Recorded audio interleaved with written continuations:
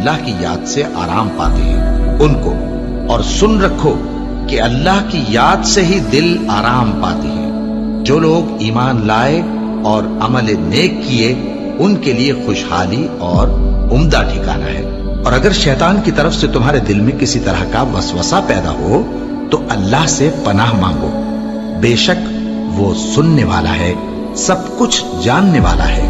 جو لوگ پرہیزگار ہیں جب ان کو شیطان کی طرف سے کوئی وسوسہ پیدا ہوتا ہے تو چونک پڑتے ہیں اور دل کی آنکھیں کھول کر دیکھنے لگتے ہیں، اور جب قرآن پڑھا جائے تو توجہ سے سنا کرو اور خاموش رہا کرو تاکہ تم پر رحم کیا جائے، اور اپنے پروردگار کو دل ہی دل میں عاجزی اور خوف سے اور پست آواز سے صبح و شام یاد کرتے رہو، اور دیکھنا غافل نہ ہونا۔ پھر جب تم یہ نماز تمام کر چکو تو کھڑے اور بیٹھے اور لیٹے ہر حالت میں اللہ کو یاد کرو۔